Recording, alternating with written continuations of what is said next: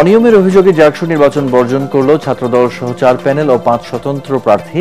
পুনর্নির্বাচনের দাবিতে বিক্ষোভ, পরাজয় জেনেই ভোট বর্জন ছাত্র শিবির।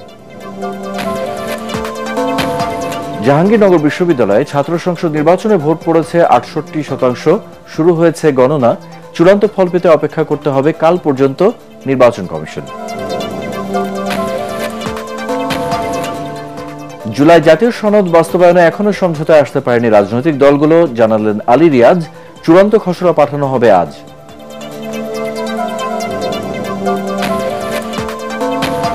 সংস্কার, বিচার ও নির্বাচন একটি অপরটির উপর নির্ভরশীল নয়, মন্তব্য সালাউদ্দিন আহমেদের।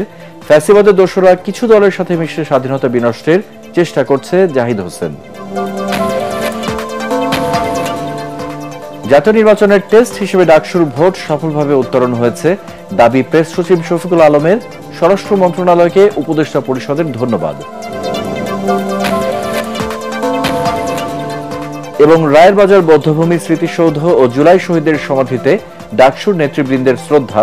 নতুন নেতৃত্ব প্রতিশ্রুতি পূরণে কাজ করবে, প্রত্যাশা শিক্ষার্থীদের, খুলল ঢাকা বিশ্ববিদ্যালয়।